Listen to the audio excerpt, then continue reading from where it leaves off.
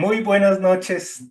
Estamos felices hoy porque estamos celebrando esta conjunción de Saturno y Neptuno en el signo de Aries, lo que indica que estamos comenzando una era que se va a proyectar a lo largo de los siguientes 30 o 40 años. Estas conjunciones, por lo que vamos a ver ahorita, no solo suceden en un momento, sino que van creciendo como una pequeña planta a lo largo de los años. Y en todos estos años que vienen va a haber consecuencias de esta conjunción que, si bien de pronto hoy no muestra señales para muchos que sean muy claras, definitivamente a nivel energético algo cambió y algo está comenzando.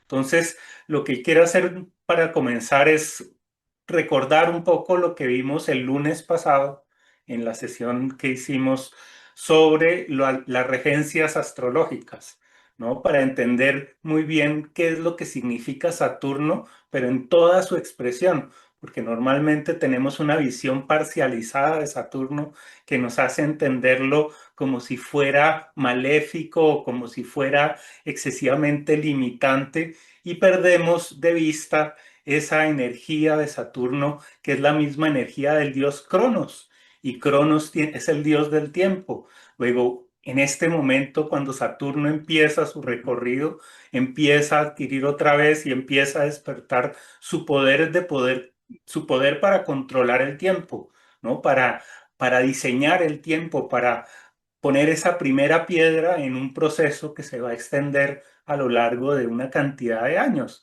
¿no? Por lo menos Saturno, para que vuelva a esta posición, necesita 30 años. Por eso los siguientes 30 años están marcados por esta entrada. Entonces voy a compartirles pantalla y vamos a mirar algunos temas primero sobre Saturno y luego vamos a ver esa línea de tiempo que nos va a mostrar cuáles han sido las conjunciones de Saturno y Neptuno que ya han sucedido y cuáles son las más parecidas o cuál es la más parecida a la que va a ocurrir ahorita. Y eso pues nos da una idea de qué podría pasar, ¿no? Porque solo podemos saber qué podría pasar viendo lo que ha pasado antes, pero hay que ubicar exactamente cuál es la que es más parecida y no pues otras que realmente no son tan relevantes en este momento. Entonces, veamos, compartamos pantalla y veamos la presentación. Bien, aquí tenemos un gráfico en el que se ven dos cosas. A la izquierda se ve el círculo zodiacal con los colores que yo he propuesto para hacer más clara la explicación de las energías que habitan en una carta astral. Y a la derecha tenemos los diferentes planetas, los 7 planetas principales del sistema solar, que son los planetas que definen nuestra personalidad, ¿no? Son 7 planetas: el Sol, Mercurio, Venus, la Luna, Marte, Júpiter y Saturno, donde Saturno es el último de los planetas, el planeta más lejano que podemos ver a simple vista desde la Tierra, ¿no? Entonces, claro, como estamos parados en la Tierra no la contamos como un planeta adicional, pero sí contamos a la Luna que gira alrededor de la Tierra. Entonces, por eso esos 7 planetas principales se van a ir distribuyendo en la carta astral de una manera muy racional. Entonces, en el centro al principio vamos a tener el Sol y la Luna, ¿no? Este Sol y esta Luna. En el centro vamos a tener el planeta Tierra, que es el centro de todo el mandala. Y después viene en orden Mercurio. ¿Sí ven que está Mercurio a un lado, Mercurio al otro? Después viene Venus, ¿no? Al frente de Tauro. Después viene Marte al frente de Aries. Después viene Júpiter al frente de Piscis. Y por último Saturno aquí al frente de Acuario. Y esa relación, ese orden, se repite a los dos lados del mandala, ¿no? El mandala se divide en dos partes. Uno es el hemisferio del Sol y el otro el hemisferio de la Luna, ¿no? Entonces, esa distribución simétrica de la carta astral le da un sentido muy amplio porque cada planeta va a tener dos personalidades y por eso no va a tener un significado fijo, sino va a tener todo un espectro de significados que van desde un extremo yin a un extremo yang, ¿no? Va a ir desde un lado masculino a un lado femenino, desde una actitud extrovertida hasta otra introvertida. O sea, son campos, son abanicos de posibilidades las que tiene cada uno de los planetas. Como Saturno es el último de los planetas, pues va a estar exactamente en este vértice, en esta unión entre el signo de Capricornio y el signo de Acuario. Entonces, lo más importante de esto es entender que hay dos clases de Saturno. Podríamos decir que hay un Saturno de retaguardia y hay un Saturno de vanguardia, ¿no? El Saturno de retaguardia es el Saturno que mira hacia atrás, que mira los karmas, que mira lo que se ha hecho, que mira la muerte, que mira todo lo que son los antepasados. Pero también hay un Saturno acuariano que en este momento se está despertando por lo que Plutón entró en el signo de Acuario. Y entonces este es un Saturno que sabe entender el tiempo y sabe la diferencia que hay entre futuro, presente y pasado y cómo esos tiempos se entremezclan de una manera cuántica hasta el punto de disolver el tiempo, ¿no? El Saturno acuariano nos permite entender el universo de una manera renovada y es muy importante poder percibir esas dos esencias del planeta Saturno, porque ese Saturno se va a comportar de una manera muy distinta cuando entra en el signo de Aries. Porque una cosa es que el Saturno capricorniano entre en Aries a que el Saturno acuariano entre en Aries.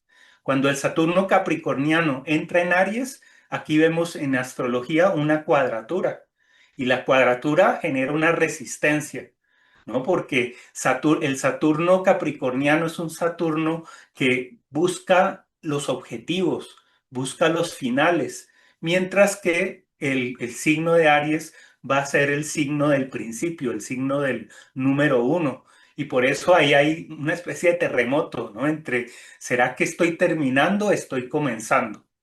La diferencia con el Saturno acuariano es que el Saturno acuariano ya está en un signo de aire y el aire y el fuego son complementarios, se avivan mutuamente y por eso el Saturno acuariano va a disfrutar muchísimo de trans- su recorrido por el signo de Aries, ¿no? Entonces, dependiendo de la conciencia que nosotros tengamos, es decir, si tenemos una conciencia que está echada hacia atrás y que está tratando de hacer que las cosas permanezcan en su estado natural y en su zona de confort, pues ahí va a haber un choque porque el universo mismo nos va a plantear nuevas posibilidades. Pero si por el otro lado tenemos una estructura que nos permite definir un nuevo tiempo, que nos permite imaginar qué es lo que podría pasar en el futuro, entonces esta entrada en Aries va a ser tremendamente vivificante, ¿no? Entonces, ¿qué pasa? Esta entrada de este Saturno en el signo de Aries no es como cualquiera de las entradas de Saturno en Aries que ha ocurrido cada más o menos 30 años, sino que ocurre de la mano de Neptuno. Y Neptuno es un planeta que es extraordinario porque es la mejor representación del signo Piscis. El signo Piscis, como su mismo símbolo lo indica, tiene dos facetas completamente contradictorias. Por un lado, Piscis en su estado energético conecta con la espiritualidad y conecta con el universo entero, conecta con el infinito, nos permite comprender el infinito, nos permite entender cómo todas las cosas están interconectadas. ¿Qué pasa? Que desde el punto de vista humano, desde la psicología humana, esa comprensión del universo puede ser muy difícil de realizar y por eso el signo de Piscis también va a significar el caos y la confusión, pero no tanto porque el mismo signo lleve a la confusión, sino porque el ser humano le cuesta mucho trabajo comprender ese tipo de energías. Pero de todas maneras, lo importante del signo de Piscis es que cuando uno se abre a esta integración universal, hay un despertar de conciencia, hay una ampliación de conciencia, hay una conexión con energías que son metafísicas, que son espirituales, ¿no? Que conectan con el amor incondicional. Entonces, ese planeta Neptuno, recogiendo toda esa energía de Piscis, porque además ese planeta Neptuno en tránsitos estuvo durante más o menos 14 años en el signo de Piscis, recogiendo energía, ¿no? Y de pronto esa recolección de energía podía no ser tan evidente, pero era segura, ¿no? Y ahorita en el momento que entra en Aries es como si ese gigante que estaba dormido de pronto se despertara, ¿no? Entonces hay un gran despertar de conciencia que se une a esta capacidad de controlar el tiempo, de sembrar en el tiempo, ¿sí? Por eso es tan importante esta unión de Saturno y de Neptuno en el signo de Aries.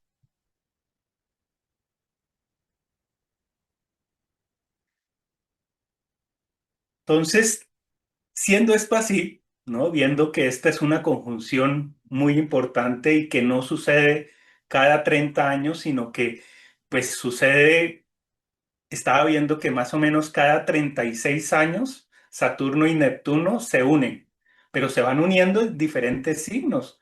En Aries es muy poco lo que se juntan.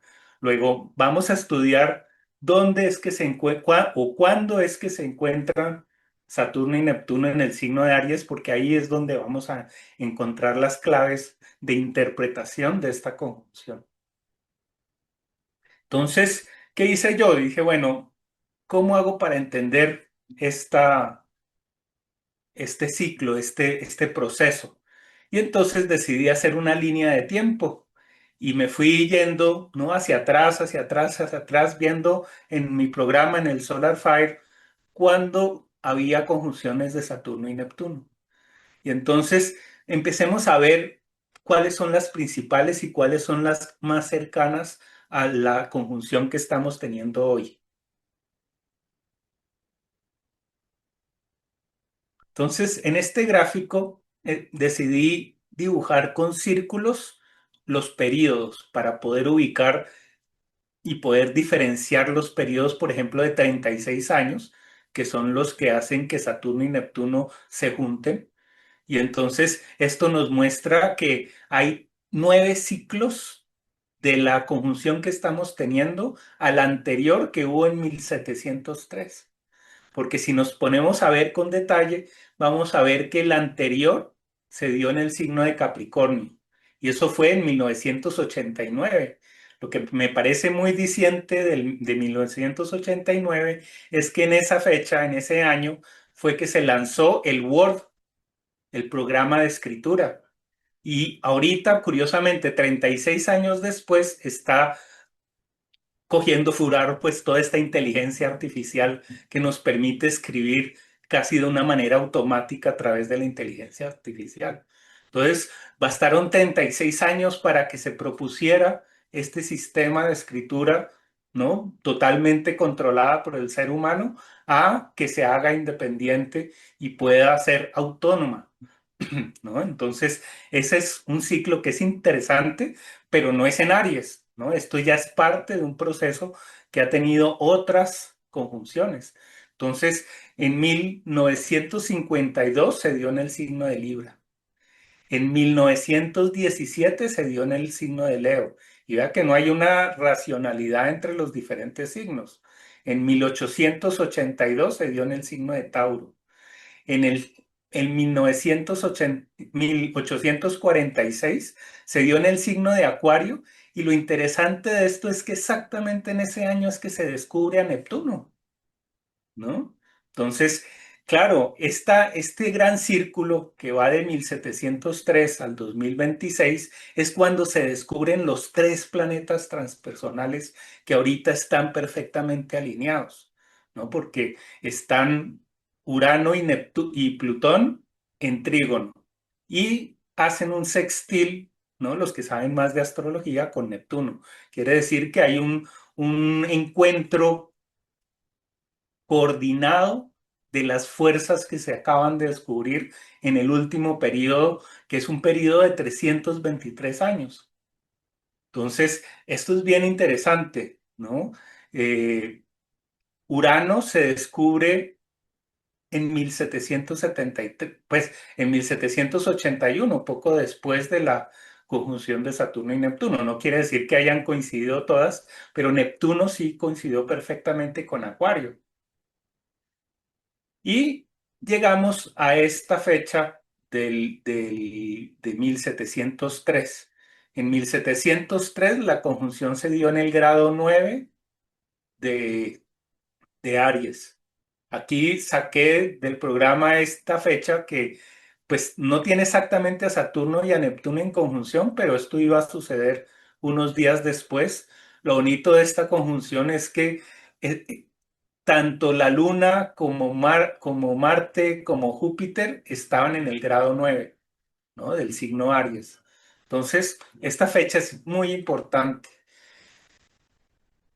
¿Qué pasó en 1703 que nos dé una luz sobre lo que va a pasar ahorita en el 2026? Pues primero hay una evidencia y es que después de que aparece la conjunción de Saturno y Neptuno, pueden pasar varios años, ¿no? Inclusive hasta 70 años, para que de pronto aparezca Urano.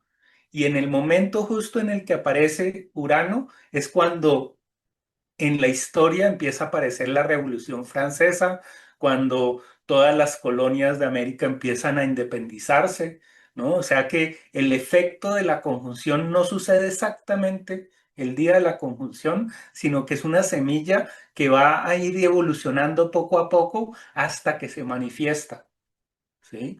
Entonces, ¿cuál sería ese punto que caracteriza 1703? Para mí, encontré que lo más importante es que en ese momento Newton tenía 60 años, es decir, más o menos la misma edad que tengo yo ahorita. Estaba viviendo esa conjunción igual que nosotros. Claro, en ese momento no se conocía Neptuno, entonces astrológicamente nadie sabía que estaba ocurriendo algo diferente a lo que estaban sucediendo otros años. Pero en lo profundo, Newton va a ser un representante o el primer representante de toda esta era del cientificismo, ¿no? En el que se adora a la ciencia, donde lo único que es verdadero es lo que dice un científico, ¿no? Lo que se puede comprobar de una manera material.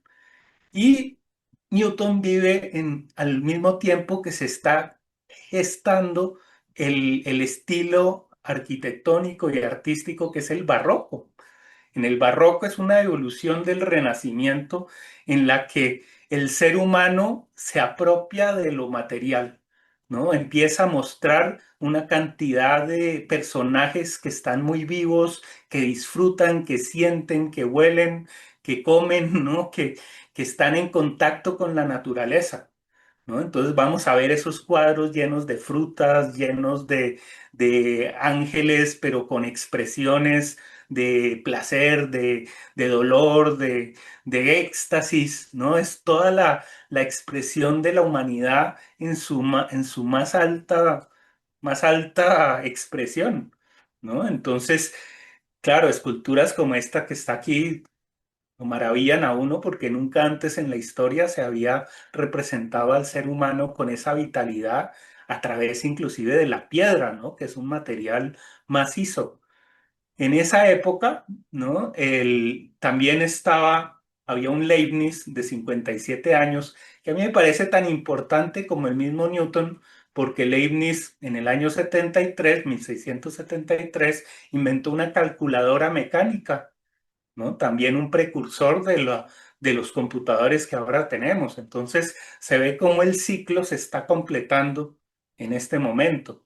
Y en ese momento de la conjunción también estaba vivo Bach y tenía 18 años. Y Bach, pues a nivel musical, también crea toda una estructura que va a transformar completamente todo lo que es el desarrollo de la música de aquí para adelante.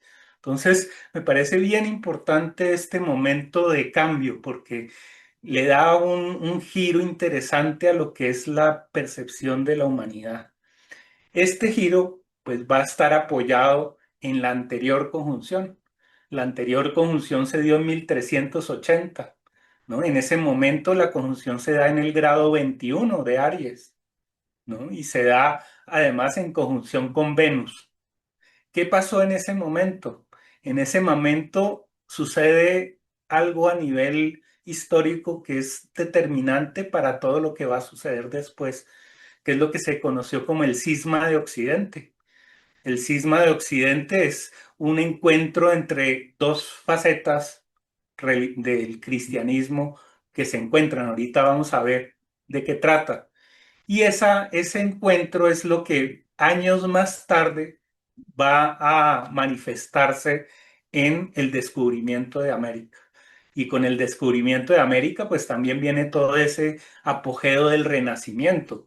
El Renacimiento es un estilo arquitectónico y artístico que tiene relación con el barroco, pero va más atrás. Es el momento en el que se descubre otra vez o se redescubre el humanismo, ¿no? Porque antes de esto estaba la Edad Media y en la Edad Media pues todo estaba volcado hacia Dios, hacia la religión, hacia otros temas que no eran lo humano. Lo humano se veía como un defecto en cierta forma, ¿no? Desde el ala cristiana, ¿no? Ya vamos a ver qué otras características tenía esa época. Pero interesante también es ver que otra vez la conjunción se da en 1380 y hay que esperar por lo menos 72 años para que se descubra América. También es curioso que se descubre América en una conjunción de Saturno y Neptuno en el signo de Sagitario. La conjunción fue en 1486 y el descubrimiento en 1492, ¿no? Están muy cercanos y el significado de Sagitario pues es el significado de conocer otros mundos. Entonces sigue habiendo una sincronía entre los significados astrológicos y lo que va pasando en la historia, ¿no? Acompañado por esta conjunción de Saturno y Neptuno. Veamos algo de lo que sucedió o cómo se puede ver, ¿no? A mí me gusta que todo sea visual, ¿no? Entonces, cuando uno mira el mapa de este momento histórico que va como de 1378 a 1417, o sea, está en antes y después de la fecha de la conjunción, pues sucede que ah, en el cristianismo hay dos papas, uno que se llama Urbano y otro que se llama Clemente.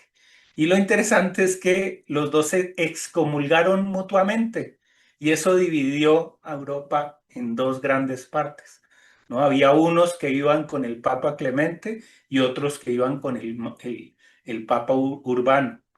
Y lo que también es interesante es que más tarde, 100 años más tarde, pues va a surgir el protestantismo y más o menos también van a tener como estas filiaciones, aunque no es exacto, aquí hay muchos ires y venires, sí el mundo está dividiéndose entre esas dos facetas.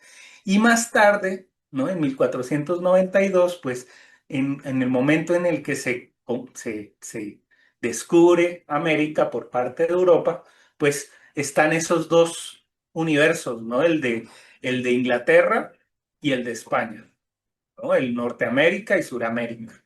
Entonces, eso que surge como una semilla en 1380 va a ser muy importante para nosotros años más tarde.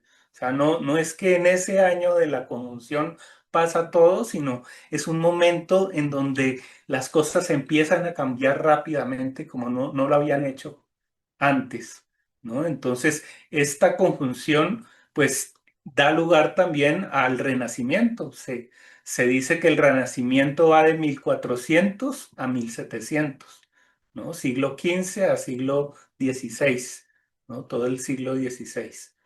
Entonces, aquí se ven pues unas obras renacentistas donde el ser humano es el centro, ¿no? Y cuadros donde aparece la perspectiva, aparece ya la exaltación de los diferentes seres humanos y estos ya no son ángeles, ¿no? Como en la etapa anterior, sino son personas de carne y hueso que tienen un significado histórico.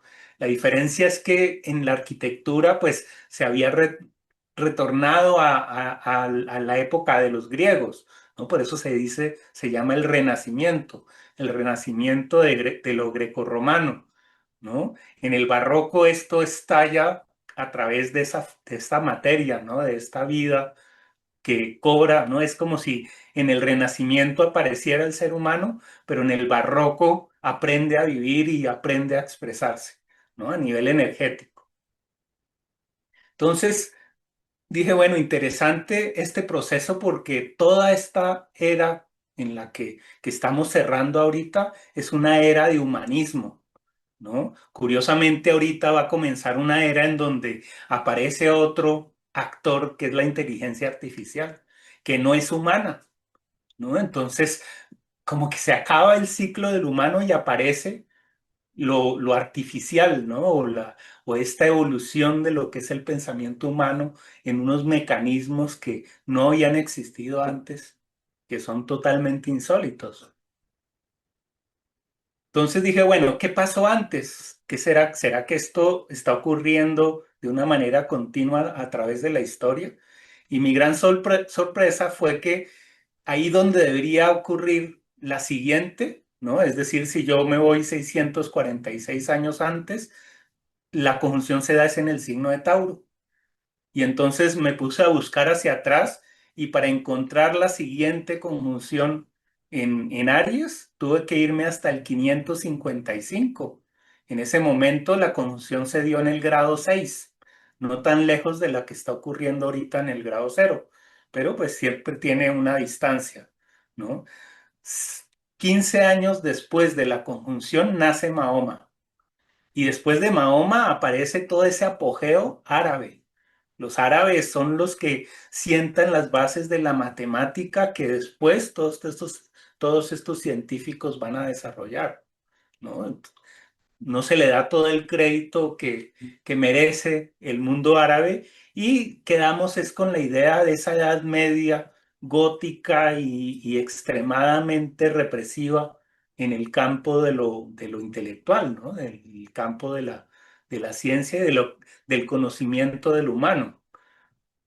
Entonces dije, bueno, pues interesante. Después dije, bueno, pero entonces, ¿qué pasó antes? ¿No? Porque ahí ya el ritmo no estaba siendo como muy claro. Ah, perdón.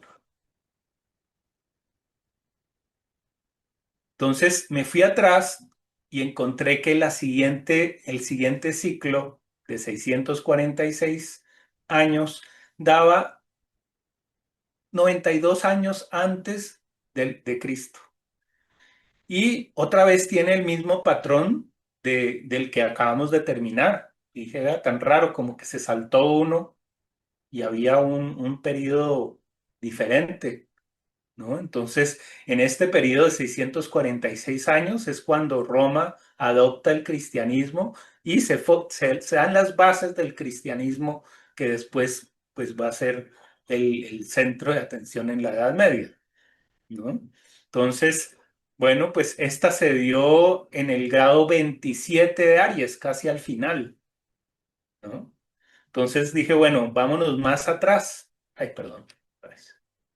Vámonos más atrás y encontré que la siguiente se da en el 594.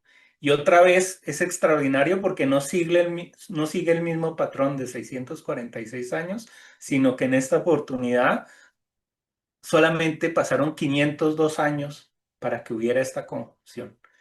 Y esta conjunción es la que realmente nos interesa porque se da en el grado 205 de Aries. 205 es uno con un grado con 20 minutos adelante de la que está ocurriendo ahorita. Es decir, está en el mismo dodecanato, ¿no? Los que ya han oído algo de mis clases saben que los dodecanatos tienen 2 grados y medio. Luego, esta conjunción del siglo sexto se dio en el mismo dodecanato que está, en el que está ocurriendo ahorita la conjunción. Luego, tiene una resonancia muy grande con lo que está pasando ahorita. Pero no solo por eso, sino también porque me fui a buscar cuándo iba a ser la siguiente conjunción de Saturno y Neptuno hacia el futuro y también va a ser en 502 años. Es decir, que en ese momento la conjunción estaba ocurriendo al principio de Aries y iba a durar 502 años y ahorita va a pasar exactamente lo mismo. O sea que este momento es fundamental para entender lo que va a pasar ahora. ¿Y qué fue lo que pasó en el 594 antes de Cristo? Pues igual que en los otros casos, se siembra una semilla y años después empiezan a aparecer una serie de maestros increíbles, ¿no? Pitágoras nace en el 570, es decir, 24 años después de la conjunción. Después viene Siddhartha en la India, que nace 31 años después de la conjunción. Después nace Confucio, 43 años después de la conjunción. Y Lao Tse, pues no se tiene una fecha exacta de nacimiento, pero se sabe que también fue en el siglo sexto, igual que Zoroastro. Zoroastro para nosotros es muy importante porque Zoroastro influyó muchísimo en lo que fue el judaísmo. Le dio muchos de los mitos que conectaban a la mística hebrea con la mística de Babilonia y de todo esto que era el Medio Oriente. Y Zoroastro, pues anima ese judaísmo y ya sabemos que el judaísmo es de donde viene el cristianismo posterior, porque obviamente Cristo pues era, o mejor dicho, Jesús era judío, ¿no? Y Jesús nunca se le ocurrió crear una nueva religión, ¿no? Jesús era judío 100%, ¿no? Entonces estaba influido por esta mística zoroástrica, ¿no? Y que después nosotros también vamos a heredar con todas estas, nuestros mitos y nuestra Biblia está perfectamente asentada en esta energía. Entonces, vean lo importante que en ese momento se gesta una nueva forma de entender el mundo, ¿no? Es el momento en el que Grecia tiene su máximo esplendor, ¿no? Y nosotros todavía seguimos pensando en gran medida como los griegos o como los romanos un poco después, ¿no? Ese periodo grecorromano es fundamental para entender nuestro periodo actual. Entonces, pues ahí empieza uno a ver que esto que llaman muchos la era axial, es el momento que vamos a estar reproduciendo ahorita, pero con ese toque que es el de la inteligencia artificial, es decir, de una nueva forma de pensamiento. Y lo que a mí más me parece más interesante es que nos va a llevar a reflexionar qué significa ser humanos, porque la inteligencia artificial pues nos dice que si bien nosotros como seres humanos antes pensamos que nuestra inteligencia era nuestro rasgo principal y lo que nos hacía superiores a todo lo demás. Ahorita aparece una forma de inteligencia, bueno, está discutible si es o no es inteligencia, pero sí es un mecanismo mental que va a poder reunir todo lo que piensan todos los seres humanos del planeta, ¿no? Al menos en principio. Entonces, eso hace que nosotros tengamos necesariamente que cuestionarnos qué es ser humanos, ¿no? En este momento empezamos a ver que el ser humano es poder dudar, el poder equivocarnos, el no ser necesariamente racionales, ¿no? El tener emociones y tener esa ambivalencia, ¿no? Que nos caracteriza. La inteligencia artificial no tiene dudas, no tiene deseos, no tiene ambivalencias, no tiene depresiones y alegrías, y por eso es plana. Requiere de un ser humano que tenga todas estas emociones para poder desarrollarse, ¿no? El ser humano con sus inquietudes es la que hace que evolucione la inteligencia artificial. Entonces, por eso es tan importante esta conjunción que estamos teniendo, porque es el inicio de un reconocimiento humano, ¿no? Volvemos a ver qué es ser humano si es un nuevo renacimiento del humano que curiosamente va a venir de la mano de todas estas tecnologías nuevas, ¿no? Entonces, hasta ahí pues es interesante. Dije, bueno, ¿qué habrá pasado antes? Porque aquí no me queda claro el patrón, porque uno pensaría que debería ser un patrón regular. Si las conjunciones se dan cada 36 años, pues uno pensaría que esto debería ser lineal y no que tiene como estos periodos grandes y luego unos periodos compactos. Entonces me fui hacia atrás y en las tres oportunidades anteriores encontré primero en el 1240 una conjunción en el grado 23. Después en el año 2066 una conjunción en el grado 10. Y después en el año 2711 antes de Cristo me da exactamente en el cero de Tauro. Entonces, si bien no es Aries, está en toda la línea. Lo que pasa es que en mi programa del Solar File, las efemérides solo vienen hasta el año 3000. Entonces, no tengo forma de comprobar si en el 3200 si ocurre una conjunción en Aries o aquí ocurre otra conjunción que es parecida a esta de 828 años, ¿no? Entonces ahí, bueno, empieza a disolverse la capacidad que al menos yo tengo con los programas que tengo a la mano de comprobar qué es lo que pasó, ¿no? Entonces hay personas que dicen que fue hace 6000 años que hubo una conjunción en el grado cero de Aries. No sé con qué programa pueden decir esto, ¿no? Entonces, ahí ya se abre el panorama a diferentes posibilidades. Pero lo interesante de estos tres momentos, ¿no? Teniendo en cuenta este ritmo, es que en esta primera, ¿no? En el año 3200 antes de Cristo, aparece la escritura, ¿no? O sea, y cuando aparece la escritura es que aparece la historia. Antes de esto no había historia escrita. Luego, este es un momento fundamental para el ser humano, marca un antes y un después. Igual que este periodo del siglo sexto, que es en el que se sientan las bases de todas las religiones que tenemos en este momento, ¿no? Y por eso tiene una vibración resonante con el mismo Neptuno.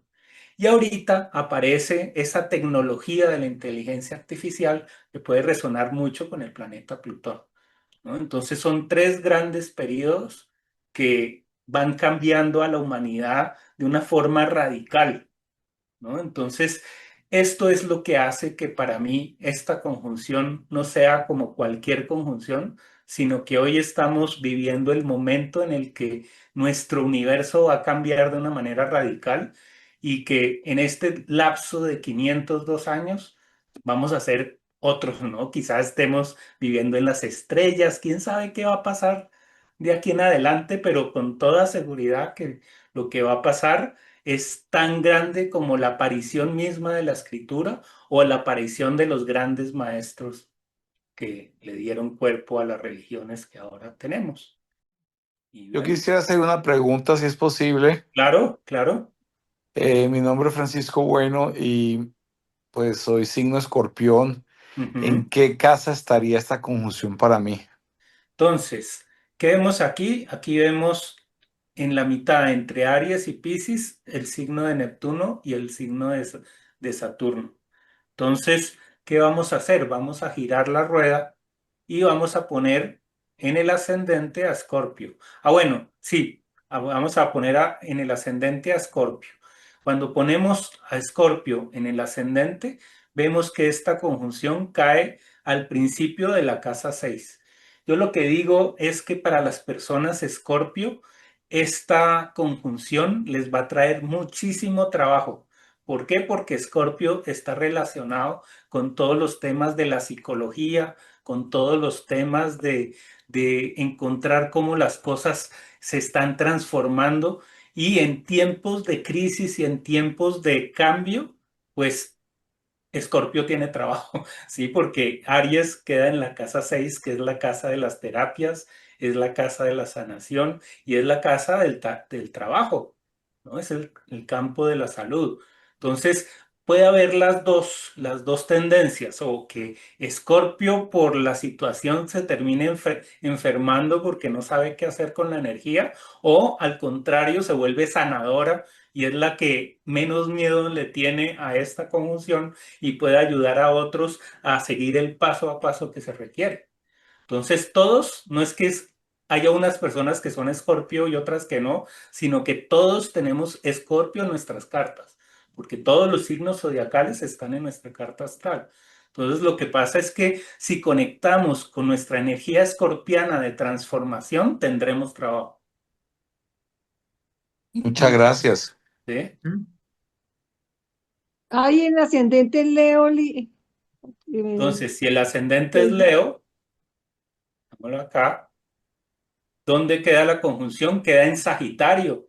Entonces las personas que son de fuego, pues esta conjunción los va a vivificar de una manera increíble. Y a las personas, tanto a los ascendentes Leo como a las personas que tienen el sol en Leo, van a encontrar sentido o pueden inclusive llegar a viajar, a conocer nuevas religiones, a entender realmente el sentido de su vida. Es muy favorable para los signos de fuego esta conjunción. Sergio, yo soy ascendente Géminis. Para los signos de aire, ¿no? Géminis, esta conjunción da en la casa 11. Entonces, para los geminianos, tanto de ascendente como de signo zodiacal, van a encontrar muchos grupos de personas, van a ampliar el espectro de sus conocidos, van a encontrar nuevas tecnologías para A mí los... me cae en la casa 10. Sí, pero arquetípicamente independientemente, porque yo es que además yo trabajo el sistema de casas iguales y en el sistema de casas iguales hay una correspondencia muy lógica entre los signos zodiacales y las casas, que es lo que no pasa cuando se trabaja con casas desiguales. Entonces, por eso a mí me gusta desde el punto de vista psicológico este sistema regular. Y entonces, por lógica, una persona que es Géminis, cuando activa Aries, conoce más personas. ¿Por qué? Porque tiene un impulso que lo expande. ¿Sí? Tiene El una ascen- lógica. ya, en el caso de un ascendente acuario, El ascendente Acuario, igual que es de aire, ¿no?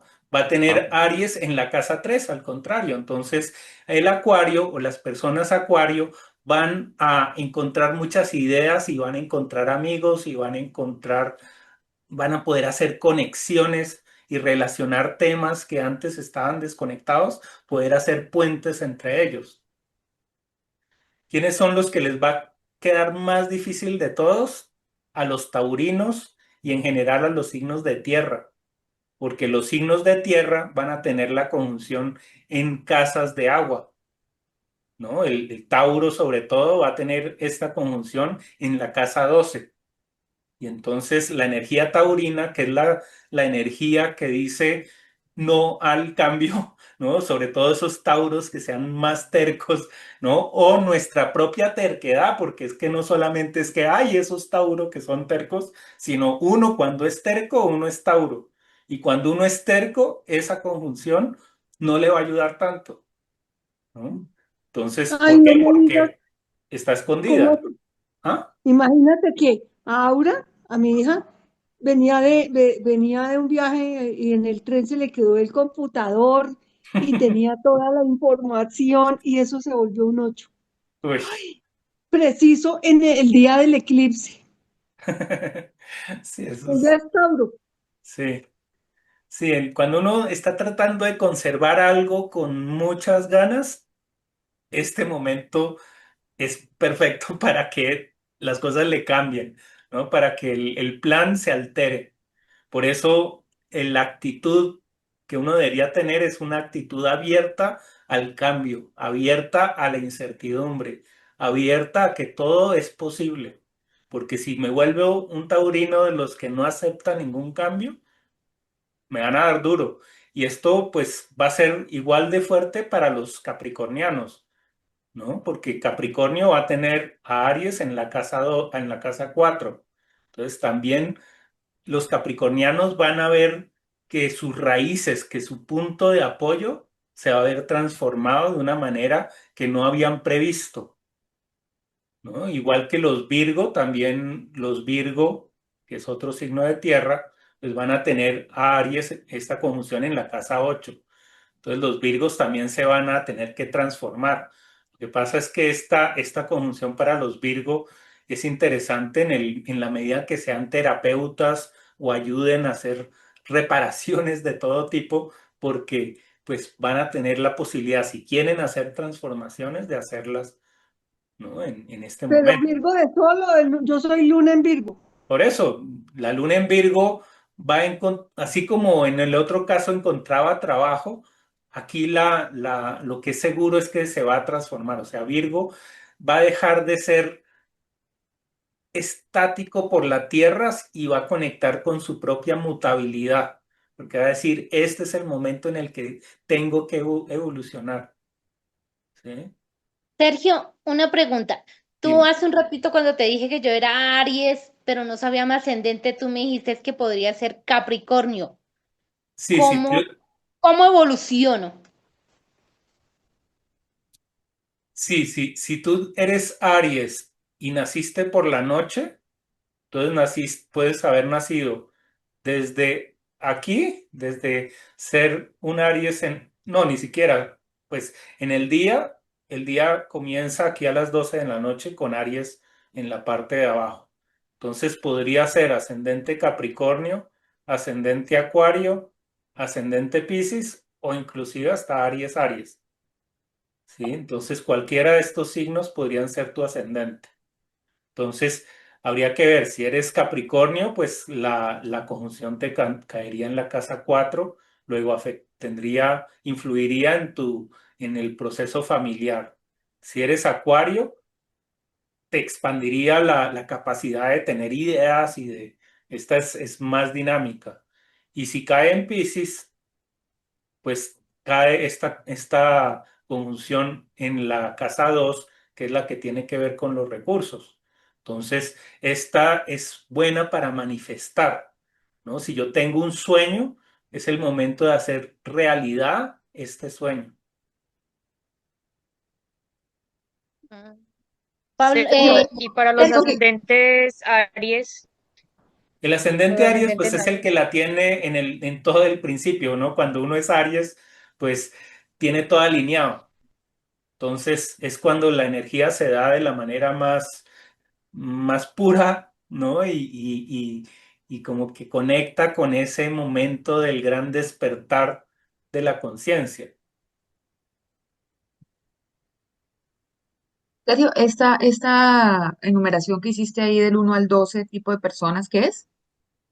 Este es bien interesante porque es definir los signos zodiacales no por los signos zodiacales, sino decir, las personas Aries, ¿quiénes son? Pues las personas innovadoras, competitivas o que tienen nuevos emprendimientos, per- proyectos o ideas por realizar.